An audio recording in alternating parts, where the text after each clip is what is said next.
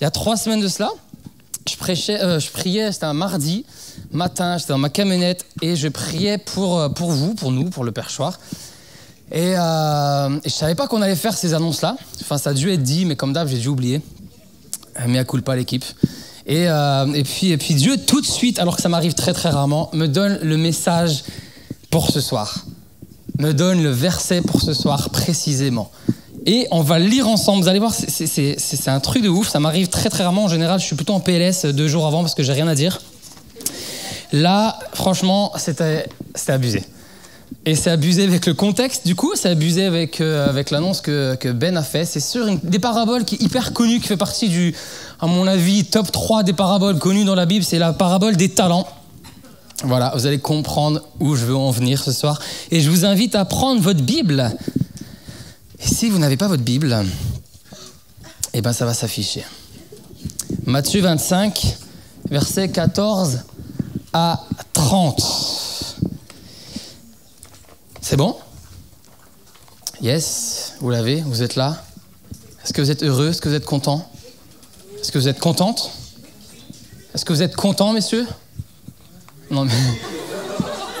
C'est le flop. Ok. Est-ce qu'il y a des gars qui sont contents d'être là ce soir? Ah, super. Ça fait plaisir. Il en sera comme d'un homme qui, partant pour un voyage, appela ses serviteurs et leur remit ses biens. Il donna 5 talents à l'un, Matthieu 25, 14 à 30. Il donna 5 talents à l'un, 2 à l'autre et 1 au troisième, à chacun selon sa capacité. Et il partit.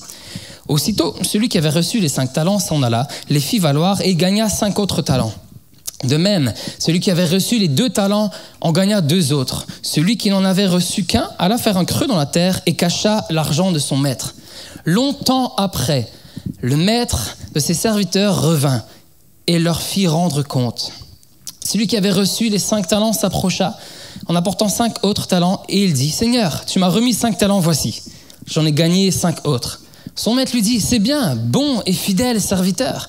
Tu as été fidèle en peu de choses, je te confierai beaucoup. Entre dans la joie de ton maître. » Celui qui m'a remis 2 talents.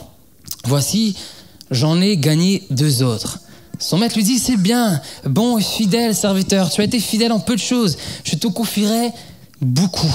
Entre dans la joie de ton maître. » Et celui qui n'avait reçu qu'un talent s'approcha ensuite et il dit « Seigneur, je savais que tu es un homme dur qui moissonne où tu n'as pas semé et qui amasse où tu n'as pas vanné. J'ai eu peur et je suis allé cacher ton talent dans la terre. Voici, prends ce qui est à toi. » Son maître lui répondit « Serviteur méchant et paresseux, tu savais que je moissonne où je n'ai pas semé. » Je vous promets, j'ai essayé d'être méchant et paresseux. Enfin, méchant là, j'ai pas réussi. J'ai paresseux. Je me suis grillé, lapsus révélateur. Où je n'ai pas semé et que j'amasse où je n'ai pas vanné. Il te fallait donc remettre mon argent au banquier. Et à mon retour, j'aurai retiré ce qui est à moi avec un intérêt. Ôtez-lui donc le talent et donnez-le à celui qui a les 10 talents. Car on donnera à celui qui a et il sera dans l'abondance. Mais à celui qui n'a pas, on ôtera même ce qu'il a. Et le serviteur inutile, jetez-le dans les ténèbres du dehors, où il y aura des pleurs et des grincements de dents. Aïe! Mais en fait, c'est trop bien. Elle est énorme, cette parabole. Je suis trop content de vous parler du message que Dieu a mis sur mon cœur. Les paraboles, en général, dans la Bible, quand Jésus les utilisait, c'était pour expliquer des principes que le raisonnement humain ne pouvait pas comprendre. En général, c'était souvent en rapport avec le royaume de Dieu. Et un des principes là, assez clé et fondamental, c'est d'ailleurs une des premières paroles que Dieu donne à Adam, tout début de la Bible, c'est « Soyez féconds, multipliez-vous, en gros, grandissez, portez du fruit, ce que je vous ai donné, ça peut se développer, ça peut grandir. » Ça, c'est une des premières paroles que Dieu donne à Adam. Et une parabole ici qui nous parle également de cela. Chacun d'entre vous, chacun d'entre nous, on est appelé à grandir, yes ? Amen. Je suis content de voir que ma fille, qui a maintenant 3 ans, Abby, elle sait parler. En vrai, je suis trop content, je suis super fier. Je suis content qu'elle fasse plus des chouinements tout le temps. Ça, franchement, ça gave. Même si du coup, j'ai ma deuxième qui est là et qui en fait aussi. Et je dois aussi l'aimer pour ça. Mais j'ai hâte qu'elle parle. En fait, j'ai hâte qu'elle grandisse. C'est normal de grandir. Et nous devons apprendre à grandir. C'est le cœur de Dieu. C'est le désir de chaque père de voir ses enfants grandir. Est-ce que je peux entendre un amen? Ok. Il a placé tout en toi, et on le verra plus tard, tout en toi pour que tu grandisses. Ok? Première des choses qu'il faut comprendre avant d'aller plus loin, c'est que Jésus ici nous parle de cette parabole de maître et de serviteur. Et ce qu'il faut comprendre, c'est qu'à l'époque, la société était régie un peu comme des castes. Vous savez ce que c'est des castes? Yes. C'était en plus décuplé par l'occupation des Romains. En fait, t'avais le fait que tu naissais serviteur, tu restais serviteur. Tu naissais dans une famille de maîtres, tu restais maître. On voit ça avec Abraham. Abraham avait plein de serviteurs. Les enfants qu'il a eus, ils ont pris le cheptel qui suivait derrière. Ils sont aussi devenus des maîtres. Ils ont eu des serviteurs. Tu naissais serviteur, tu restais serviteur toute ta vie, sauf des exceptions. Tu naissais dans une famille d'un maître, tu allais potentiellement également toi-même devenir un maître. Tu naissais pauvre, tu restais pauvre. Tu naissais dans une famille de riches, tu restais riche. Et Jésus va complètement à l'encontre de tout cela en utilisant cette notion, en parlant de cette notion. Il nous parle d'un maître qui possède des talents. Il nous parle d'un maître qui va posséder des talents et qui va décider un jour de partir pour des affaires, pour un business. Il s'en va et normalement, tout maître censé confierait ses talents, confierait ses dons à ses fils, à ses héritiers, à quelqu'un de confiance. Et là, il s'arrête et il donne ses talents, ses dons à ses serviteurs. Serviteur, la traduction du mot ici, mais vraiment, ça veut dire esclave, doulos, esclave. Il donne ses talents, ses dons à des esclaves. C'est pas normal. C'est pas quelque chose qu'on faisait à l'époque. On ne faisait pas ça. Aucun maître ne confiait ses dons, ses talents, son business à des serviteurs, à des esclaves. Tu confiais ça à tes fils, tu confiais ça à des personnes en responsabilité, mais pas tes esclaves. Et Jésus, tout de suite, et c'est mon premier point, c'est un point qui me passionne et qu'à chaque fois que j'espère, Seigneur, aide-moi, que j'apporterai le message de l'évangile, je parlerai de ça. Parce que Jésus va tout de suite mettre les points sur les i, il va nous montrer que aussi opposés les esclaves peut être de leur maître, aussi éloigné un esclave peut être de son maître, aussi complètement différent, intouchable. Nous sommes également de Dieu. Je suis autant opposé de Dieu qu'un esclave l'est de son maître. Je suis autant éloigné qu'un esclave peut l'être que je suis de Dieu, sans que Dieu n'intervienne, sans que Dieu ne s'abaisse. C'est le message de l'évangile. On parle ici d'un maître qui confie ses talents, ses dons, son business, ses affaires à des esclaves. On parle d'un Dieu qui s'abaisse jusqu'à nous et qui confie ses dons et ses talents à nous qui sommes, excusez-moi, mais franchement, on ne vaut pas plus qu'un esclave. Pourtant, Dieu a choisi de s'abaisser jusqu'à toi, jusqu'à moi, aussi opposé, aussi séparé, aussi éloigné. L'esclave est de son maître, aussi éloigné, opposé. Nous sommes de Dieu. La Bible nous dit, Ésaïe 55, versets 8 et 9, nos pensées ne sont pas ses pensées, nos voix ne sont pas ses voix. Autant les cieux sont élevés au-dessus de la terre, autant mes voix sont élevées au-dessus de vos voix et mes pensées au-dessus de vos pensées. Éphésiens, Nouveau Testament, Éphésiens nous dit, je peux faire au-delà de tout ce que vous pouvez imaginer ou même demander. Dieu est complètement opposé, éloigné de nous.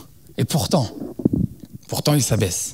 Pourtant, il s'abaisse et veut venir dans ma condition d'esclave. Il veut venir interférer, il veut venir agir dans ma condition d'esclave. Peut-être certains d'entre vous, vous êtes là pour la première fois et vous également, vous considérez peut-être comme esclave de quelque chose. J'avais juste une parole tout à l'heure de quelqu'un que tu es esclave du regard des autres et tu t'en rends compte depuis le temps où tu as entrepris des modifications corporelles sur toi.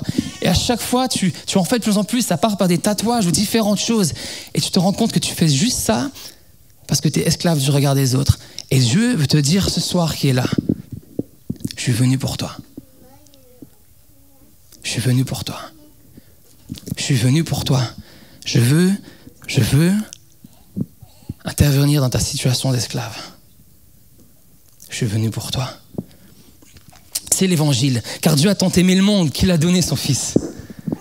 Dieu a tant aimé le monde qu'il a donné son Fils. Le Maître a donné. Il est venu s'abaisser jusqu'aux esclaves. Le Maître a donné aux esclaves. Il a confié ses talents. Dieu, dans sa sagesse et sa bonté infinie, s'est abaissé jusqu'à nous pour nous donner.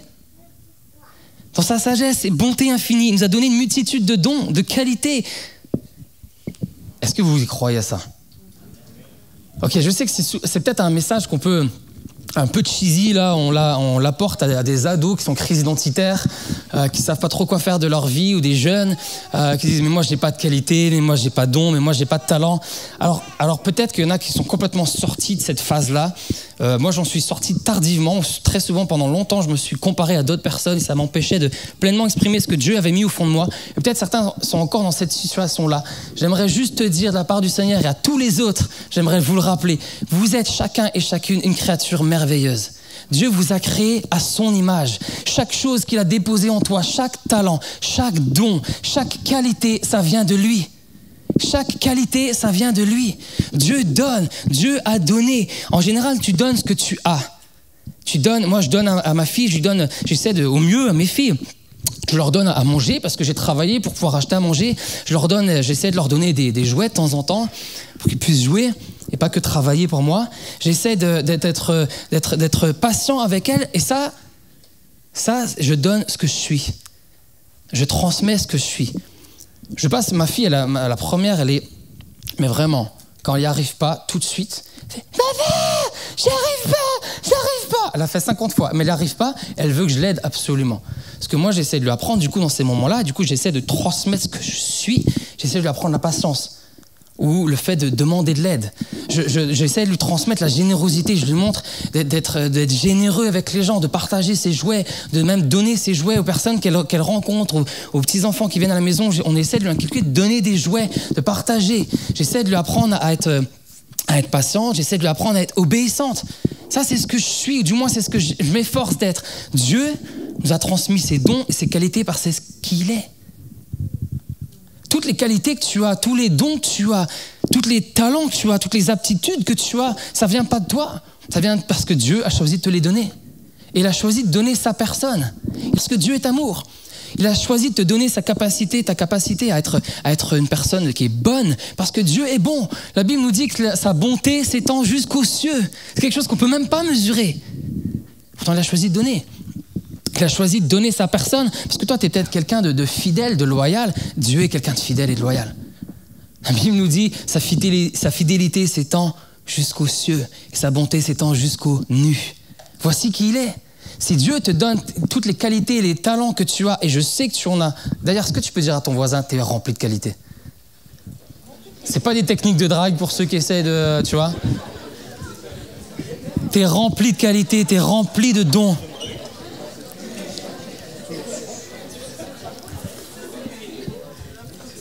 C'est lui le divin créateur. Si aujourd'hui, tout ce que tu entreprends, ce que tu risques... bon, là, il y en a qui l'ont pris vraiment sérieux, c'est pas des techniques de drague, ils l'ont mis en pratique direct. Ils arrêtent plus là, tu vois.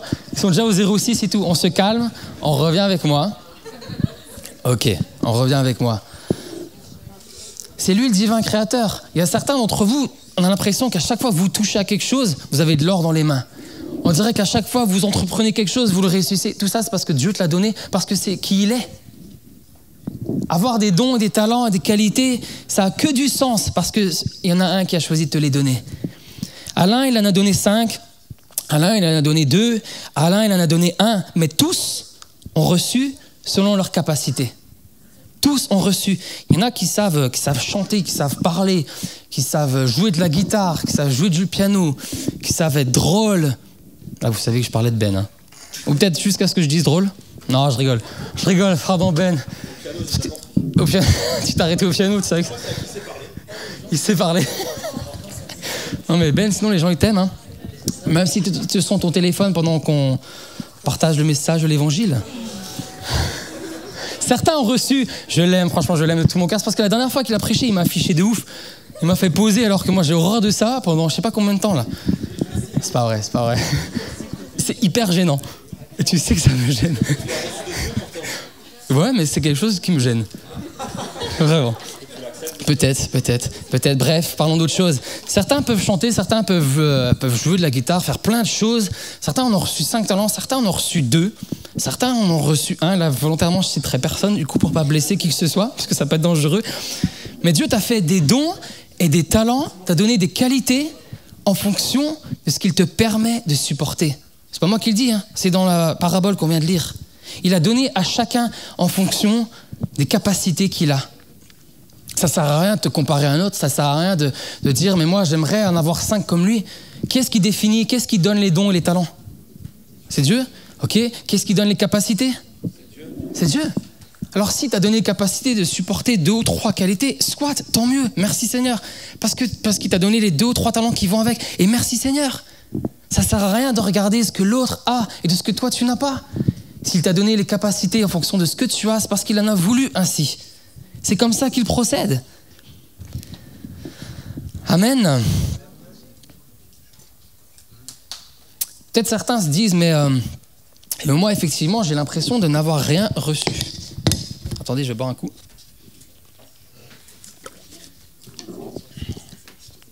Je vais vous raconter une petite histoire. Une petite histoire qui est vraiment pas compliquée, qui est peut-être connue. C'est 2 jeunes hommes qui sont à peu près dans notre tranche d'âge, qui n'ont pas de diplôme, qui n'ont pas de compétences apparentes. Il y a même l'un d'entre eux qui était d'un tempérament assez particulier, parce qu'à un moment donné, il a complètement trahi son meilleur ami, il a complètement abandonné son meilleur ami, il a même renié son meilleur ami. Et puis il va se passer quelque chose d'assez particulier avec eux. Comme je l'ai dit, il avait peut-être l'impression de rien avoir comme talent, de rien avoir de particulier. Mais à un moment donné, il va se passer quelque chose de particulier. Vous retrouvez dans cette histoire, dans Acte 3, l'histoire de Pierre et Jean. Ils vont arriver devant un homme qui faisait la manche, qui demandait quelque chose, qui faisait l'aumône. Et cet homme était boiteux de la naissance. Depuis la naissance, plein de gens sont passés devant lui pendant longtemps. Et ce jour-là, il y a Pierre et Jean qui arrivent. Il leur dit, Pierre de même que Jean fixa les yeux sur lui et dit « Regarde-nous ». Il les regardait attentivement, s'attendant à recevoir d'eux quelque chose. Alors Pierre lui dit « Je n'ai ni argent ni or, mais ce que j'ai, je te le donne. Au nom de Jésus-Christ de Nazareth, lève-toi et marche. » Et le prenant par la main droite, il le fit lever. Au même instant, ses pieds se chevillerent, devinrent fermes. D'un saut, il fit debout, il se mit à marcher. Il entra avec eux dans le temple, marchant, sautant et louant Dieu. Ces hommes n'avaient rien en apparence. Ils n'avaient pas forcément de talent, on pensait qu'ils pouvaient montrer ou le démontrer. Mais ils ont reçu une chose. Le talent, le don le plus important que Dieu puisse donner après la vie éternelle. Ils avaient quoi?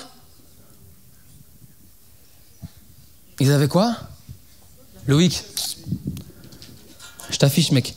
Qu'est-ce qu'ils ont reçu? Le Saint-Esprit. Qu'est-ce qu'ils ont donné aux boiteux? Non.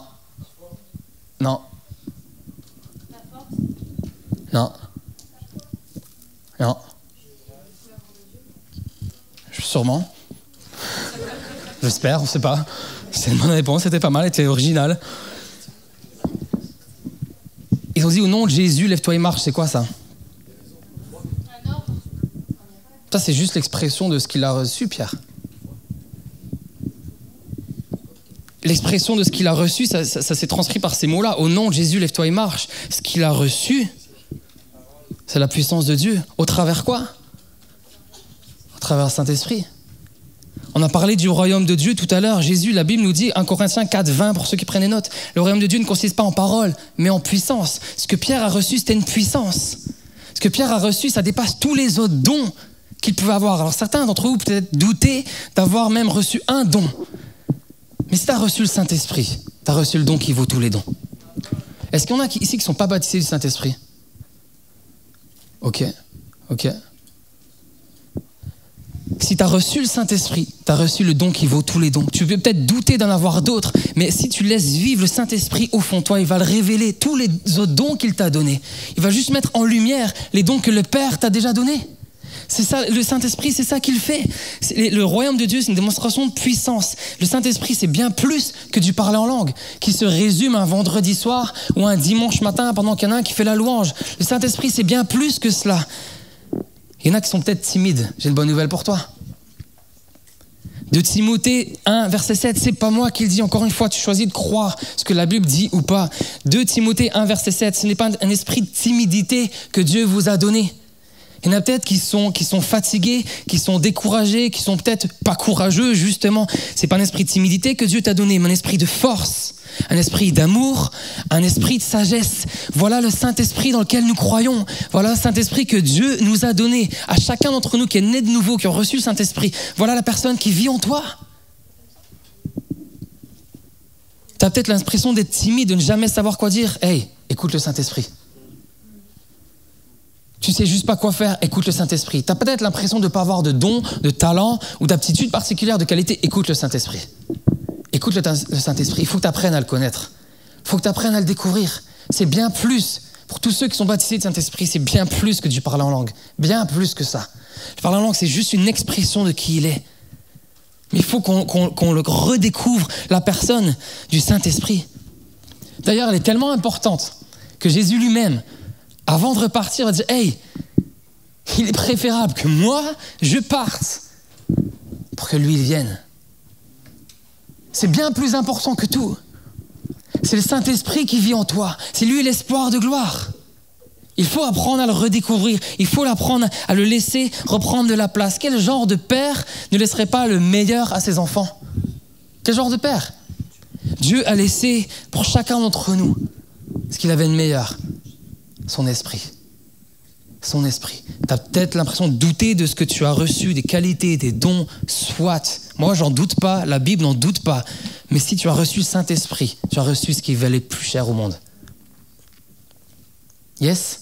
J'étais une fois en Angleterre, je me suis souvenu de ce témoignage il n'y a pas longtemps, enfin, la dernière fois que j'ai prêché à Impact. Il y a longtemps alors, 6 mois. 6 mois. Et puis moi, j'étais en collège biblique et je voulais vraiment vivre des choses avec Dieu. Je voulais vraiment, je voulais grandir avec Dieu. Et puis j'avais 19 ans, 20 ans, 19-20 ans. Et puis avec un pote, on était avec David et Ben. Et puis on sortait tous les mercredis, donc avec des équipes au collège. Et on sortait pour aller pour parler aux gens, parler du Seigneur, pour apprendre à les connaître, les rencontrer dans la rue. Donc des fois, c'était hyper défiant. Mais des fois, tu y allais, tu avais la niaque. Tu avais envie de vivre quelque chose de particulier, puis Dieu se servait de toi, d'autres fois non. Et puis il y a une fois où, avec David, on s'est dit, c'était un ami français, je replace le contexte, on parlait à peine anglais, on galérait, lui encore plus que moi, c'est pas pour me la péter, mais ça faisait juste 1 an qu'il était là, et moi 2 ans. Enfin bref, en tout cas, mais j'étais dans le même bateau, je galérais tout autant. Et puis on s'était dit, à un moment donné, on va prier pour que Dieu nous permette de vivre une guérison, quelque chose de miraculeux. On comprend pas, on nous parle de puissance, on nous parle du Saint-Esprit qui touche les gens. Et pourquoi on vit pas grand-chose en fait? Et puis on sort le mercredi après, et puis on voit un vieux monsieur, une 65 d'années, qui est assis sur un banc avec des béquilles, tout ça, puis on se dit, ah bah tiens, on va lui parler, forcément, s'il est avec des béquilles, il y a peut-être un besoin particulier pour lequel on pourra prier. Donc on s'approche de lui, puis on commence à discuter, tout ça, puis il nous dit, ah écoutez, je vous entends pas très bien. Alors nous on s'est dit d'abord, ouais, c'est parce qu'on a un vieil accent français, qu'on parle anglais. Du coup on a essayé de parler un peu plus fort, et finalement on s'est rendu compte que le monsieur, il entendait pas bien de l'oreille droite depuis qu'il avait l'âge de 3 ans. Depuis une 60aine d'années. Donc nous, on lui parle de Dieu, on lui parle de notre foi, et puis on dit, écoutez, on peut prier pour vous. Il dit, ouais, pas de souci. Donc on commence à prier. Moi, je prie même en français, tellement, voilà. On prie pour lui, puis à un moment donné, on claque. On claque, c'est pas un truc mystique, c'est pas un truc magique qu'il faut faire à chaque fois, mais je sais pas pourquoi on claque du doigt comme ça sur son oreille. Puis là, il ouvre les yeux. Il se met à pleurer. Je dis, punaise. Ouais, pas punaise, mais autre chose. Je le traduis, soft. C'est, depuis que j'ai l'âge de 3 ans, j'ai pas entendu de mon oreille droite. Donc nous, on est... ça marche. Énorme, les gars. David, waouh, ça marchait et tout. Du coup, on est trop contents, on est trop fiers. Hey, mais attendez, pourquoi vous avez un problème à la jambe? Puis il me dit, écoutez, il y a 3 ans, j'ai fait un accident de voiture et puis depuis, j'ai du mal à marcher, j'ai un problème dans mon genou, j'ai des broches. J'ai dit, écoutez, est-ce qu'on peut prier pour vous? Je dis, ouais, tu peux prier pour moi. En plus, ça marche. Je dis, bah ouais. En plus, ça marche. Un peu bête de s'arrêter là, tu vois, si on est bien lancé en plus. On commence à prier pour lui. Tout simple, vraiment tout simple. Et puis le gars, il part en marchant. Il prend pas sa béquille. Je dis, oh punaise. On lui dit, mais c'est de courir, fléchir. Il se met à courir, il se met à fléchir. Extension complètement guérie. Complètement guéri. J'ai pas de don hyper flagrant, j'ai pas de talent hyper flagrant, j'ai pas de diplôme, j'en ai toujours pas. Mais je sais une chose, je sais une chose, c'est que le don que Dieu m'a donné, c'est le Saint-Esprit. Et ça vaut plus que tout. Et ça, tu peux le vivre, toi, dans ton quotidien. Tu peux le vivre, toi, à chaque décision que tu prends. Tu peux demander au Saint-Esprit de t'inspirer. Tu peux le vivre, toi, à chaque fois que tu fais quelque chose qui ne te plaît pas, à chaque fois que tu regardes quelque chose qui ne te plaît pas. Tu peux demander au Saint-Esprit de t'aider. Tu peux demander au Saint-Esprit de t'aider. Dieu t'a donné, maintenant c'est à toi de travailler. Dieu ne nous a pas donné le Saint-Esprit juste pour qu'on se fasse plaisir ici dans nos petites réunions. C'est à toi de travailler. La seule manière de faire fructifier pour l'éternité ce que Dieu t'a donné, c'est de le mettre à son service. La seule manière. Il y a plein de gens qui savent chanter. Je prends juste cet exemple-là. Il y a plein de gens qui savent chanter. Il y a des gens qui chantent depuis bien plus longtemps qu'on est né. Des gens qui ont fait fortune avec ça, qui ont vendu des millions de disques. On se souvient aujourd'hui à peine de leur musique, à peine de leurs chansons. Regardez les gens dans les années 50. Il y en a qui connaissent Charles Trenet. Vous êtes vieux les gars, vous êtes sales. Sérieux, vous connaissez ça, Charles Trenet? Bon, ok, c'est variété française, je vous l'accorde. Ok, on connaît 2-3 chansons de lui. Tu veux pas mon exemple, s'il vous plaît? Merci. On connaît 2-3 chansons de lui. Ça, c'est des gens qui avaient un talent de ouf. Aujourd'hui, dans 50 ans, je pense que la génération qui vont suivre va encore moins s'en souvenir de lui. Moi, je connais quelqu'un qui un jour, on partait au Sénégal, on faisait un rencontre au Sénégal avec Thibaut. T'étais pas là? C'est pas toi qui étais là? C'est pas Océane? Et avec qui? T'étais pas là? Bon mince, t'aurais dû venir. C'était génial. Il me semblait que t'étais là. Non, c'était au camp Tizone qu'on s'est connus au camp Tizone. Bref, le moment gênant, c'est entre elle et moi. On avait une jeune fille qui était là, qui savait super bien chanter. Laetitia. Et puis, on organise du coup le week-end The Rencontre. Il y a à peu près 500 jeunes qui viennent. On vit un beau moment le samedi soir, mais ça galère de ouf. On sent que ça bataille, on sent que c'est compliqué. Et du coup, après la réunion, on se réunit ensemble. On commence à prier, à chercher Dieu pour le dimanche matin, pour le dernier culte. Et puis Dieu nous dit clairement qu'on doit confier le micro à Letty pour qu'elle chante « Gloire à Jésus ». Puis là, on se dit, ok, et puis c'est une fille qui avait vraiment une super belle voix, mais qui était super timide. Vous pouvez la voir. Maintenant, c'est incroyable sa vie. Vous pouvez la voir, vous pouvez lui demander. Elle vous parlera de ce jour qui était un avant et un après pour elle. Elle a pris le micro le dimanche matin. Il y a une prédication super. On fait un appel. Il n'y a pas grand-chose qui se passe. Pendant l'appel, on lui demande, tiens, Letty, vas-y, on va obéir à ce que Dieu nous demande. Elle vient, elle prend le chant. Elle commence à chanter Gloire à Jésus. Là-bas, ils ne connaissaient même pas le chant. Je ne vous mens pas, j'en ai encore les frissons quand j'en parle. Au moment où elle chante, la présence de Dieu descend. Les gens étaient baptisés du Saint-Esprit sans qu'on fasse quoi que ce soit. Et des gens qui étaient libérés, délivrés sans qu'on fasse quoi que ce soit. Personne priait pour eux, personne. Juste l'Esprit de Dieu qui descendait. Elle a choisi de mettre on l'a un peu forcé, son talent, son don au service de Dieu. Pourquoi? Parce que ce qui permet de porter du fruit pour l'éternité, c'est quand tu mets tes dons, tes talents, tes qualités à son service. Aujourd'hui, Letty, je regardais la dernière fois à des chansons de Nouvelle Vie au Québec. Elle chante sur l'estrade à Nouvelle Vie avec Sandra Kwame et elle chante super bien. Et je sais qu'une chose, c'est qu'elle a mis son don au service de Dieu. Et les fruits qu'elle porte, ce sera pour l'éternité. Elle ne vendra peut-être pas des millions de disques, peut-être, on ne sait rien, elle a sorti déjà des trucs. Elle ne sera pas connue mondialement, mais je sais que là-haut, elle a remporté des victoires de ouf pour Dieu. Mes amis, j'aimerais terminer avec ça, surtout qu'il me reste 3 minutes. Et ouais, je me chronomètre maintenant, donc vous ne pourrez plus dire que je parle trop longtemps. T'es deg, hein, tu pensais que ça faisait 45 minutes hein? Ok. Je vais terminer avec ça.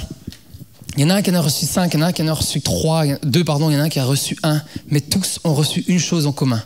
C'était quoi? Non. Une responsabilité. Je m'arrête là parce qu'il a dit une très bonne réponse. Ils ont reçu également une opportunité. Ouais, c'est moi qui ai le dernier mot parce que j'ai le micro.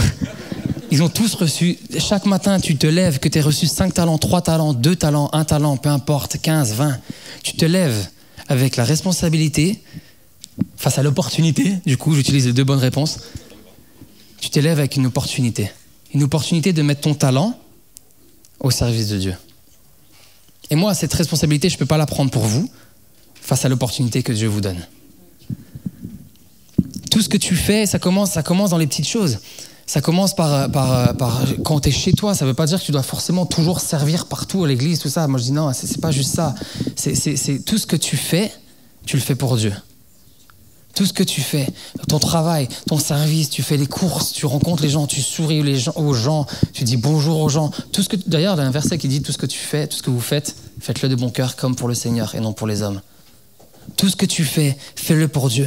Mes amis, il est temps de terminer. Je conclue, promis, je conclue. Il est temps de se lever et de se mettre au travail. J'ai mangé avec un ami pasteur à midi. Dans 3 ans, il est à la retraite. Et il me disait, purée, mais dans 3 ans, je suis à la retraite et j'ai pas de relève. Les amis, il est temps de mettre tes talents. Il est temps de mettre tes dons, tes qualités, tout ce que Dieu t'a donné au son service. Il est temps de se lever. Il est vraiment temps, plus que temps. C'est urgent de se bouger. C'est urgent de se bouger. La Bible nous dit que la moisson est grande, mais il y a peu d'ouvriers. Il est urgent de se bouger.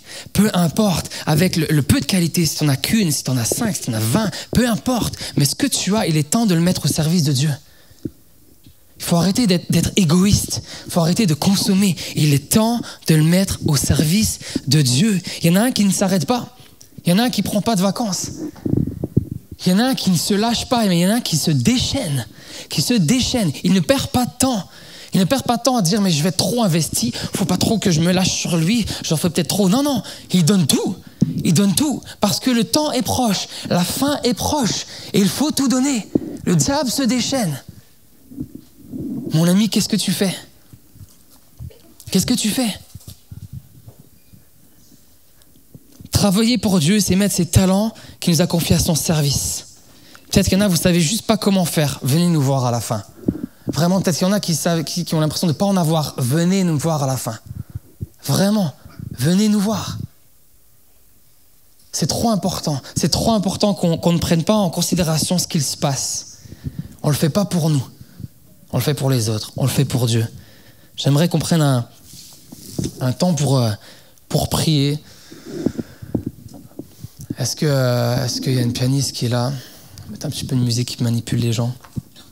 Non, c'est pas vrai, c'est une musique inspirée. Juste une musique inspirée. Tu fais vraiment ce que tu as à cœur.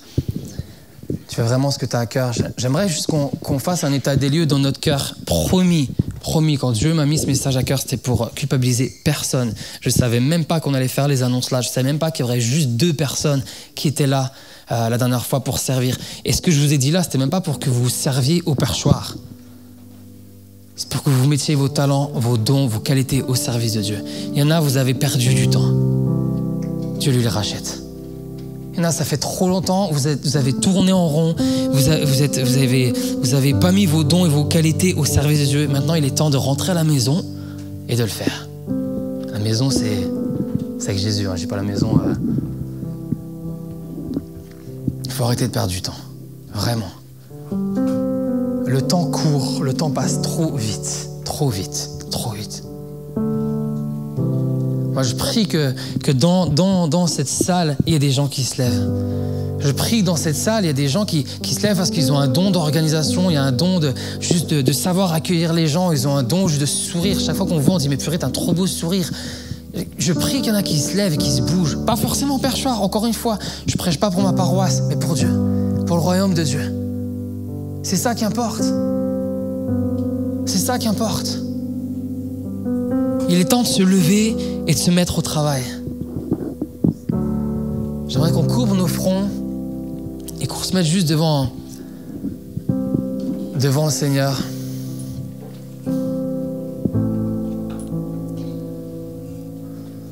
Il y en a qui ont juste des décisions également à prendre dans leur cœur.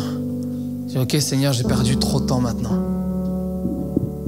Je prends l'engagement de te servir. Je prends l'engagement de mettre mes dons, mes qualités à ton service. Peu importe la manière, peu importe comment, peu importe le temps, peu importe ce que ça me coûte, je vais le faire.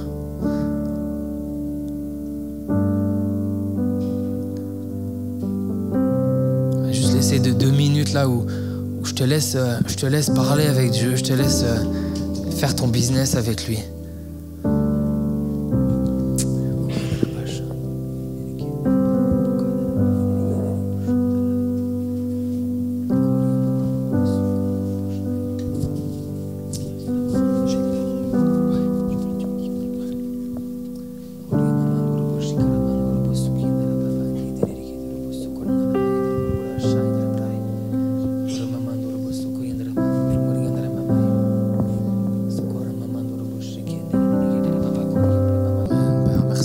présence, Jésus. Merci parce que tu es là. Seigneur Jésus, merci parce que je sais que tu as parlé ce soir. Je sais que tu as agi, Seigneur Jésus. Je sais que tu as commencé quelque chose, Seigneur Jésus. Seigneur, que ce feu, Seigneur Jésus, qui a peut-être été ranimé, Seigneur Jésus, dont certains puissent continuer à grandir. Seigneur, ce n'est pas notre responsabilité, Seigneur Jésus. Je sais que toi, tu t'en occupes. Je sais que tu le fais. Merci, Seigneur, pour ta présence qui est tellement bonne, Seigneur, qui est tellement tangible. Merci parce que je sais, Seigneur, que tu réponds. Je sais que ta parole ne revient pas à toi sans avoir fait son effet. Que toute la gloire te soit rendue, Jésus. Que toute la gloire et l'honneur te soient rendus. Sois loué, sois exalté, Jésus. Est-ce qu'on peut juste rendre une acclamation au Seigneur pour ce qu'il fait? Sois élevé, Père, sois glorifié. Oh, nous t'aimons, nous sommes tellement reconnaissants, Jésus. Alléluia, sois glorifié. Amen. Amen, amen, amen. Amen. On a prié pour que les dons soient donnés, soient déversés. Je vous invite, peut-être il y en a qui ont reçu des dons, que ce soit par des paroles, des prophéties. Surtout, faites-le sous la soumission d'une autorité. Venez voir un responsable, parce que on doit apprendre à le travailler, on doit apprendre à le développer. Mais s'il vous plaît, venez nous voir. Partez pas à l'aventura, partez pas à juste faire des trucs à la Walligen. Venez soumettre ce que Dieu vous a donné. Je le crois que Dieu le fait, que Dieu va continuer à le faire. Mais venez le soumettre. Venez le soumettre à un pasteur, à un responsable, pour que ça ne parte pas juste en cacahuète. Yes? Ça roule? Amen. Est-ce qu'il y en a qui ont vécu un bon moment? Yes. Amen. Alors je vous invite à rester. Je vous invite à aller au bar, à connecter les uns aux autres. Je suis encore là si jamais l'équipe de responsables m'a lâché ce soir, honteusement. Mais venez me voir, venez voir Youssef, venez voir Camille, Nao qui est là-bas, qui gère de ouf. Venez nous voir, on peut parler ensemble et prier ensemble. Ça roule? Yes? Amen. Bonne soirée. Love you guys.